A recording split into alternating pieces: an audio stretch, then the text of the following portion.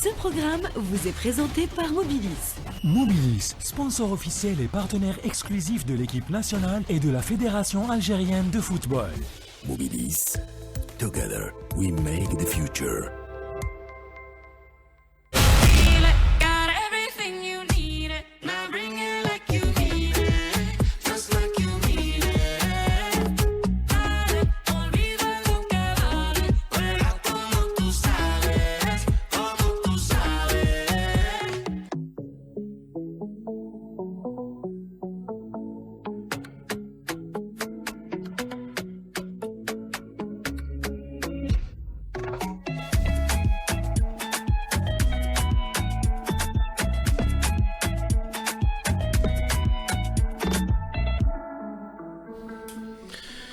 Il est 12h03 sur Algézien 3. Mesdames et messieurs, bonjour et bienvenue dans cette spéciale Coupe du Monde dans laquelle nous allons revenir sur les quarts de finale, les deux qui se sont joués, les deux qui restent à jouer avec la qualification de l'Espagne hier au détriment de la Belgique, 2-1 et un but libérateur à la toute dernière minute. Nessima, bonjour.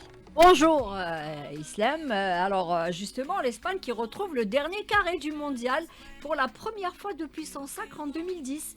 Le tournoi du match, ça a été la blessure du gardien de but Thibaut Courtois. Auteur d'une très grande prestation, a été contraint de céder sa place sur blessure à la cuisse à la 71e minute de jeu. Sans remplaçant, Sen Lamans a commis une erreur fatale en relâchant un ballon difficile sur une frappe de Kobarsi, permettant à Mikel Merino d'inscrire le but de la victoire à la 88e minute de jeu. Encore lui, j'allais presque dire, il a fait le même coup face au Portugal. Maîtrise tactique et réalisme espagnol comme à son habitude, l'Espagne a confisqué le ballon, forte possession d'ailleurs, et a imposé un pressing constant dès la perte du ballon. L'Espagne ouvre le score grâce à Fabien Ruiz à la 30e minute de jeu. Le sélectionneur espagnol Luis de la Fuente a de nouveau réussi ses changements en injectant du sang neuf en fin de match, ce qui a fini par faire craquer le bloc belge. Les Diables Rouges n'ont pas démérité, compacts et dangereux en transition. Ils ont réussi à égaliser juste avant la pause grâce à Charles de Ketelaar à la 41e minute de jeu. Ce but est d'ailleurs le tout premier but encaissé par l'Espagne depuis le début de la compétition. Et c'est encore une fois, comme je le disais tout à l'heure, Mikel Merino qui offre la victoire à l'Espagne à la 88e minute de jeu. Et justement, Aymeric Laporte, le défenseur espagnol, reconnaît que la qualification a été difficile à obtenir face à la Belgique. On n'a pas lâché, on a continué jusqu'au bout. Et dans des compétitions comme la Coupe du Monde, c'est jamais facile. Et les deux derniers matchs avec des grosses équipes, des grosses individualités, on a réussi à marquer un but de plus qu'eux. Et donc du coup, on passe en demi. L'esprit de l'équipe, le jeu qu'on produit, c'est justement par rapport à ça. On est tous ensemble. Ceux qui jouent, ceux qui rentrent, on le voit bien. Le dernier match... ceux qui sont rentrés, ils ont fait la différence. Cette fois-ci aussi, voilà, on est très content parce que le groupe il vit bien, même s'il y a des joueurs qui ont moins de minutes que d'autres. Mais voilà, le résultat il est là et c'est le plus important. Le résultat est là et le plus important. Maintenant, il faut se focaliser sur la prochaine étape. C'est les demi-finales. Ça va être l'Espagne, la France. Oui, ouais. C'est un choc européen. Ce succès arraché au forceps offre à l'Espagne un choc titanesque face à l'équipe de France qui aura lieu le 14 juillet prochain au Texas. Ce match sera une revanche très attendue entre les deux nations, surtout pour la France, qui s'était déjà affrontée lors du dernier Euro 2024 en demi-finale, qui a vu d'ailleurs l'Espagne remporter l'Euro, la France éliminée. Et un magnifique but de Lamine Yamal. Tout à fait. Et Aymeric Laporte, le défenseur espagnol, justement, qui se projette sur cette demi-finale face à la France. C'est une des équipes favorites, on le sait. Voilà, ils ont des grosses individualités. Après, voilà, nous, il faut qu'on fasse notre boulot. On va essayer de produire notre meilleur jeu et puis après, on verra ce qui se passe. On est très fiers de ce qu'on a fait jusqu'à aujourd'hui, mais c'est pas fini. On a une grosse ambition et on espère passer. Et dans l'histoire des deux nations, en Coupe du Monde d'abord, hein, les deux sélections se sont croisées qu'une seule fois dans le mondial. C'était en 2006, en huitième de finale, victoire de l'équipe de France sur le score de 3-1. Il y a eu le but de David Villa pour l'Espagne, Franck Ribéry, Patrick Vieira et Zinedine Zidane pour la France, qui offrait la qualification donc pour les Français. Et puis il y a eu l'Euro. Il y a eu un peu plus de rencontres entre les deux formations. La plus récente, c'était 2024 avec cette qualification qui a vu l'Espagne l'emporter. Il y a eu un peu plus longtemps, donc la finale de 1984, victoire de la France 2-0. La demi-finale, la demi-finale en 2012, l'Espagne avait perdu, plutôt gagné face à victoire de la France 2-0. Quart de finale 2000 également en Coupe d'Europe, donc victoire de la France 2-1. Et il y a eu en phase de groupe en 1996 un match nul, un but partout. Et donc, allez, on peut le dire, hein, c'est très très équilibré. Ce sont les deux favoris qui vont s'affronter. Malheureusement, une finale avant la lettre. Les deux équipes vont s'affronter en demi-finale. Absolument. Moi, le seul souvenir que j'ai, c'est surtout le but de Zidane en 2006. C'était en 2006, je pense, quart de finale, qui avait offert justement la qualification à l'équipe de France. Mais là, en fait, ça paraît plus équilibré peut-être sur le papier avec Mbappé du côté de la France. Ah oui, il y a Yamal qui reste encore pas très... Il n'a pas encore éclaboussé de son talent cette Coupe du Monde. Il n'a inscrit qu'un seul but. Il n'a pas été passeur jusque-là.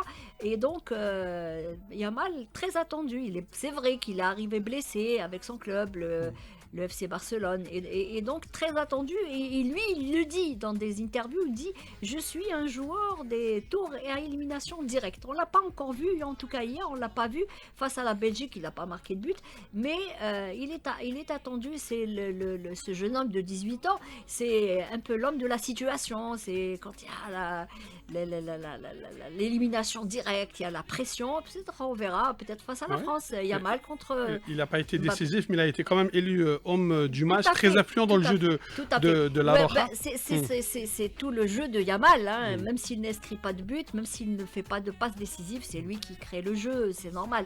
Et donc, on attend un peu plus peut-être de lui, c'est peut-être ça, on attend un peu plus de lui. Peut-être que le coup d'éclat viendra en demi-finale. En demi-finale, c'est très très possible, bien sûr. Oui, donc voilà, Espagne-Français. C'est le mardi prochain, ça sera mardi prochain, je pense que c'est le 14... Oui, c'est le 14 juillet.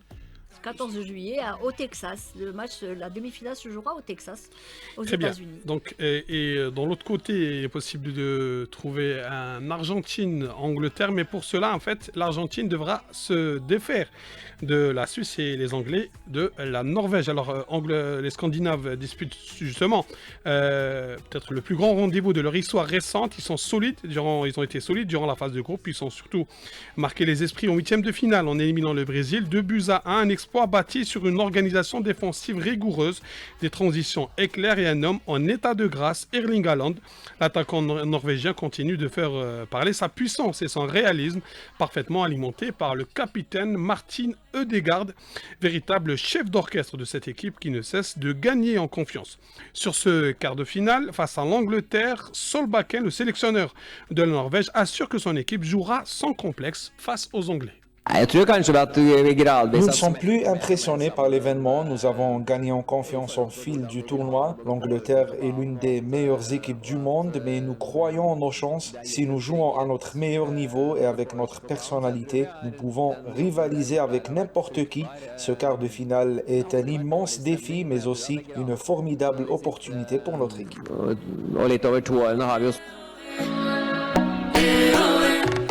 En face, l'Angleterre poursuit son parcours avec davantage de difficultés que prévu. Les Three Lions ont dû puiser dans leurs ressources pour écarter le Mexique en huitième de finale en termes d'un succès spectaculaire, 3-2, réduit à 10 après l'expulsion du défenseur Jarell Quansah. Les hommes de Thomas Tuchel ont trouvé les solutions grâce à leur expérience avec un Harry Kane toujours aussi précieux et un Jude Bellingham omniprésent dans le jeu. Mais cette qualification n'a pas été sans conséquence. Quansah Mensah est donc suspendu pour ce quart de finale, tandis que Jordan Anderson est forfait jusqu'à la fin du tournoi. Plus inquiétant encore, Mark Gay, Declan Rice et Jude Bellingham ou encore Nico O'Reilly évolueront sous la menace d'une suspension en cas d'un nouvel avertissement. Une donnée qui pourrait peser dans les duels et les interventions défensives des Anglais. Pour Thomas Tuchel, le sélectionneur de l'Angleterre, son équipe doit rester fidèle à son jeu. Just like into the quarterfinal. Nous respectons énormément la Norvège qui a montré tout au long de ce mondial qu'elle méritait sa place en quart de finale. Ce n'est pas seulement l'équipe d'Erling Haaland, mais elle possède beaucoup de qualités et de caractère. Nous devrons être disciplinés, imposer notre rythme et rester fidèles à notre identité. À ce stade de la compétition, chaque détail peut faire la différence. We had about Norway in the next.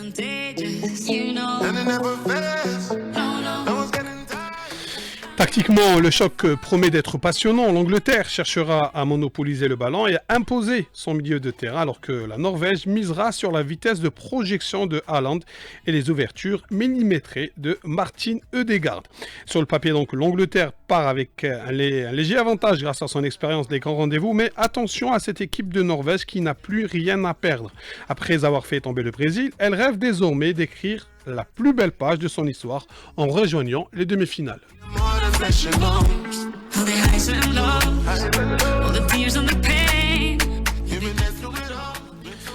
Lundi, direction Kansas City pour le dernier quart de finale. L'Argentine, champion du monde en titre, retrouve la Suisse avec un objectif clair, poursuivre sa route vers un deuxième sacre consécutif. Le parcours de l'Albiceleste n'a pourtant rien d'un long fleuve tranquille. Après avoir écarté le Cap-Vert lors du premier tour à élimination directe, les hommes de Lionel Scaloni ont encore souffert au 8e face à l'Égypte, finalement battue 3-2. Une nouvelle démonstration du caractère argentin capable de faire la différence dans les moments décisifs grâce à un Lionel Messi toujours aussi influent et un collectif rompu au grand rendez-vous. En face, la Suisse continue de surprendre. Les Helvètes avaient d'abord éliminé l'Algérie 2-0 avant de réaliser un véritable exploit contre la Colombie en 8e de finale. Après 120 minutes sans le moindre but, ils se sont imposés au tir au but, preuve d'une remarquable solidité mentale et d'une défense parmi les plus hermétiques du tournoi. La sélection de Murat Yakin devra cependant composer avec une absence de taille. Johan Mazambe, le meilleur buteur suisse depuis le début de cette compétition avec 3 réalisations. Il est forfait en raison d'une blessure au genou, une perte importante qui oblige les Suisses à redistribuer les cartes offensives. En revanche, le capitaine Granit Xhaka sera bel et bien présent pour tenter de guider son équipe vers une qualification historique. L'Argentine possède sans doute davantage de talent individuel et une expérience incomparable dans les matchs à élimination directe, mais la Suisse n'a jamais semblé aussi solide. Donc rendez-vous demain pour connaître qui de l'Argentine ou de la Suisse passera en demi-finale. Je vous laisse le temps d'une petite page de pub, puis on revient. Ce programme vous est présenté par Mobilis. Mobilis, sponsor officiel et partenaire exclusif de l'équipe nationale et de la Fédération algérienne de football. Mobilis. Together, we make the future.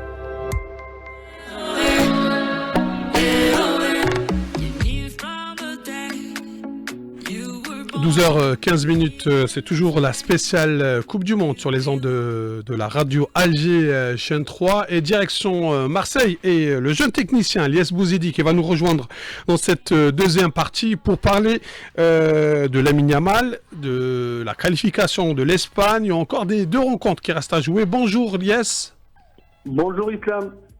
Alors, je suppose que vous avez suivi le match d'hier entre la Belgique et l'Espagne et la qualification de la Roja. Alors, un premier mot, comment vous avez trouvé cette équipe d'Espagne ? Donc, une équipe espagnole qui a bien abordé le match. Ils ont réussi à maintenir le bloc belge très bas. Après, il manquait un peu d'efficacité. Je pense que sur les 30 derniers mètres, on a vu du déchet technique. Notamment Lamine Yamal qui a mis un peu de temps à rentrer dans son match. Donc c'est ce qui a fait que le score il était à 1-0. On a vu une équipe espagnole qui certes a maîtrisé son match, mais jamais à l'abri. Donc hier j'ai parlé d'expérience de l'équipe belge. sur le 7. Donc ils étaient patients, ils ont attendu le bon moment, ils ont réussi à égaliser. Et s'il n'y avait pas, je pense, l'erreur du gardien belge plutôt, je pense qu'il pouvait créer la surprise hier, Islam. Vous avez parlé de Lamine Yamal. Justement, on va écouter un portrait sur Lamine Yamal réalisé par Rostom Yahya Cherif, puis on revient.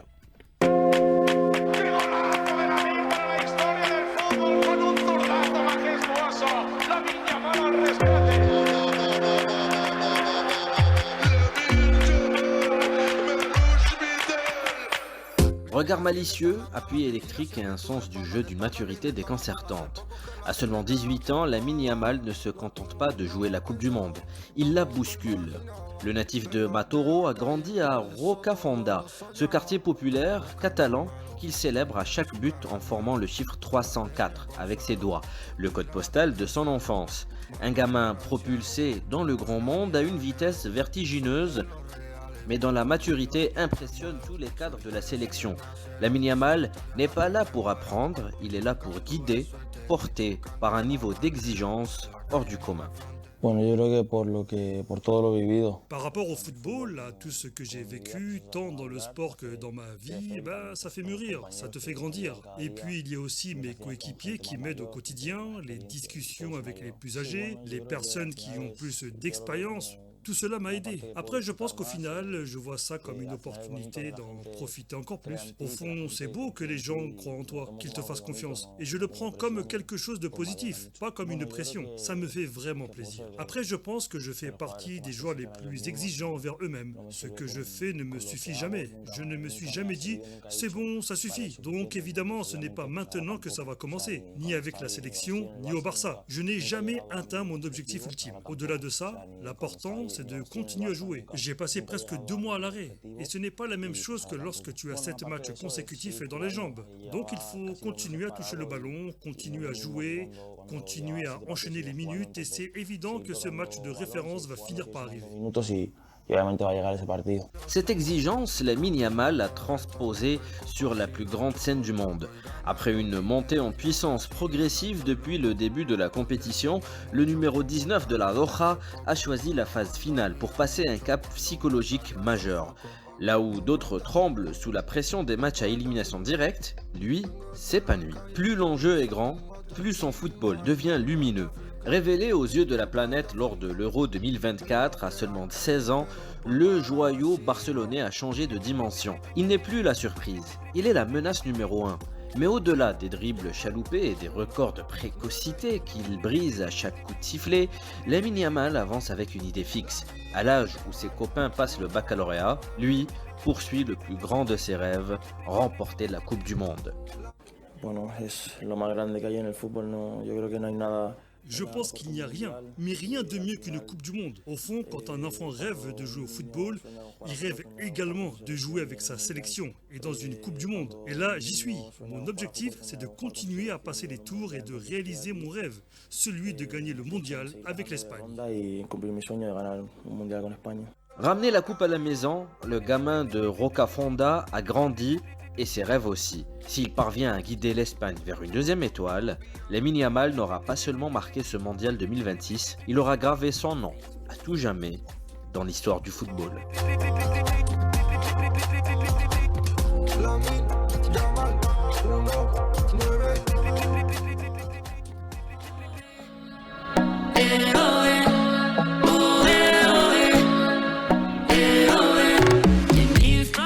C'était donc le magnifique portrait sur Lamine Yamal, signé Rostom Yahya Cherif. Lamine Yamal qui a attaqué ce tournoi avec une blessure. Il était de retour de blessure après 2 mois d'absence.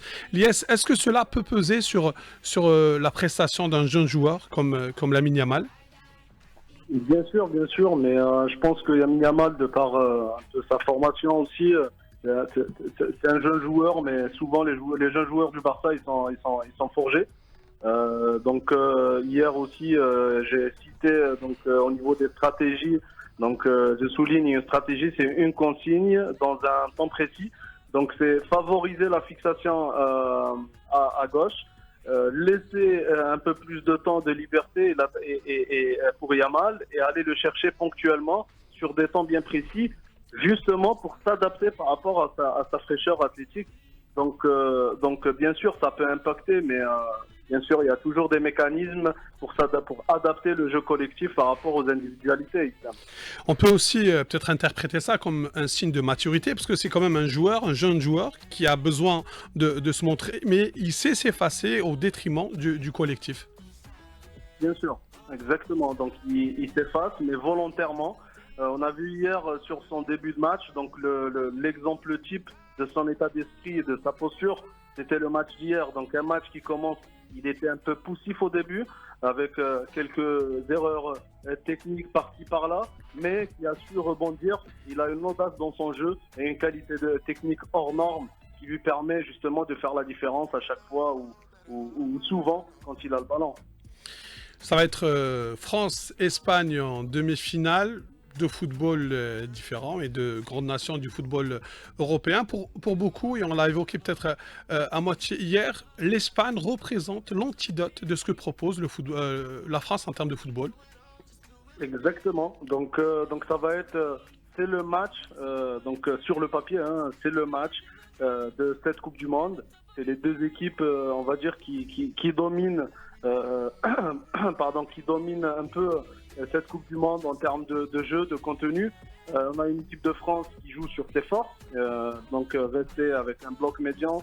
Quand on va chercher, c'est souvent forcer le jeu lent et ensuite attaquer sur les espaces et les temps d'avance qu'on a à l'intérieur à travers Olysée et Mbappé qui décrochent et la vitesse de Dembélé et de Doué ou Barcola sur les côtés. Par contre, on a une stratégie autre du côté espagnol avec une équipe qui favorise la possession, qui favorise justement cette création de décalage, mais en ayant le ballon. Donc on verra, ça va être un match passionnant. Voilà, donc c'est l'affiche de cette Coupe du Monde. Quelles seront, selon vous, les clés de cette rencontre, côté espagnol et côté français? Franchement, je reviens toujours et encore sur cette gestion de match. Donc c'est l'équipe qui sait séquencer son match, qui sait utiliser les bonnes stratégies, qui va faire la différence. On a une équipe espagnole qui reste en difficulté sur les transitions. La transition, c'est la force de l'équipe de France.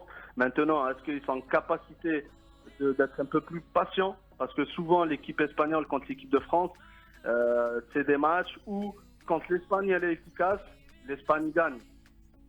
Parce que l'équipe de France, ils vont laisser le ballon, ils vont courir derrière le ballon. On a aussi cette connaissance entre joueurs, parce que Mbappé, il évolue en Espagne. On a bien sûr cette Ligue des Champions aussi qui rapproche Dembélé du jeu espagnol à travers Luis Enrique. Donc on a vraiment toutes les cartes. Elles ne sont pas à découvert complètement, mais on a cette connaissance du jeu des deux côtés et je pense que ça va se jouer justement sur l'efficacité dans la phase de finition. Donc l'équipe qui marque en premier, l'équipe qui défend mieux, c'est l'équipe qui va gagner. C'est pas l'équipe qui va avoir le ballon ou pas. Très bien, donc on connaît les deux premiers demi-finalistes. Reste donc à désigner les deux autres. Ce soir, l'Angleterre affrontera la Norvège. Là aussi, ça va être une confrontation de style entre une équipe d'Angleterre qui aime avoir le ballon et une équipe de Norvège qui peut faire très mal en contre avec Ødegaard à la passe et à la finition Erling Haaland. Je pense que c'est une affiche aussi de très très haut niveau. On a une équipe de Norvège qui dégage beaucoup d'insouciance dans son jeu.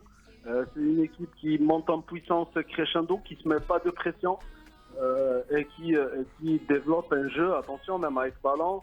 C'est une équipe qui maîtrise ce qu'elle fait, notamment avec Ødegaard en maître-nant du jeu. Une équipe d'Angleterre qui, de son côté, subit une pression médiatique importante. Donc ça va être un match vraiment très intense. Je pense sur l'aspect athlétique, on va voir deux équipes qui vont s'acharner. Il y aura ça va être un peu un match ping-pong, j'imagine, Islam. Oui, il y aura l'absence de Konsa en défense et plusieurs joueurs comme Jude Bellingham, Declan Rice qui seront sous le coup de la suspension en cas d'un nouveau carton jaune. Est-ce que cela peut peser dans la prestation d'un joueur sur un match? Bien sûr, on attaque toujours des matchs quand on est sous le coup d'une suspension avec des appréhensions. Après, je pense que l'Angleterre, ils sont au courant, ils ont vu le match de la Norvège contre tout le parcours de la Norvège jusque-là. Hein. C'est une équipe, quand on lui laisse de l'espace, quand on lui laisse le ballon, ils peuvent faire très très mal. Donc je pense que, bien sûr, il y aura des appréhensions, mais je pense que par l'expérience de ces joueurs-là, ils vont jouer le coup à fond. La richesse, hier aussi, j'ai cité la richesse du banc de l'équipe d'Angleterre. Donc je pense que, bien sûr, des appréhensions, mais jouer le coup à fond quand même, c'est un quart de finale de Coupe du Monde. Très bien. Et dans l'autre quart de finale, le dernier, prévu demain, l'Argentine affrontera la Suisse, deux équipes qui ont battu l'Algérie. Alors, sur le papier, certes, l'Argentine part favori, mais cette équipe suisse, elle a quand même des atouts. Elle peut éventuellement créer la surprise, d'autant plus qu'on a vu que lors des deux derniers matchs, face au Cap-Vert et face à l'Égypte, cette équipe de l'Argentine a éprouvé certaines difficultés contre des équipes qui jouent avec un bloc bas. Exactement, donc c'est une équipe qui reste en difficulté quand elle garde le ballon longtemps. Un Lionel Messi, certes, qui bouge peu, mais quand il bouge, donc il y a des moments où quand il bouge, donc ça dépend comment ça va être la gestion, parce que c'est vraiment le joueur clé de l'Argentine quand on est haut. Si l'équipe suisse réduit vraiment les espaces entre les lignes et met du nombre sur l'environnement où se situe Lionel Messi, je pense que la seule option après pour l'Argentine, c'est de passer par les côtés. Et je pense que l'équipe suisse, elle est quand même solide au niveau de l'axe de la défense. Ça va être un match disputé. On sait que l'Argentine, ils sont bien partis pour dominer ce match, mais dominer, c'est pas gagné. Donc, s'ils vont aborder ce match-là comme ils ont abordé les deux derniers matchs, ça sera vraiment une grande prise de risque sur ce quart de finale. Très bien, merci Lies Bouzidi pour tous ces éclaircissements encore une fois et on vous retrouvera lors d'une prochaine édition. Bien évidemment, c'est toujours un plaisir de vous avoir, Lies. Merci, c'est un plaisir partagé, merci à toi. Très bien, c'est donc la fin de cette spéciale Coupe du Monde de la mi-journée. Merci d'avoir été à l'écoute. Tout de suite, vous allez retrouver Nassera Medjadel pour le journal de la mi-journée. Ce programme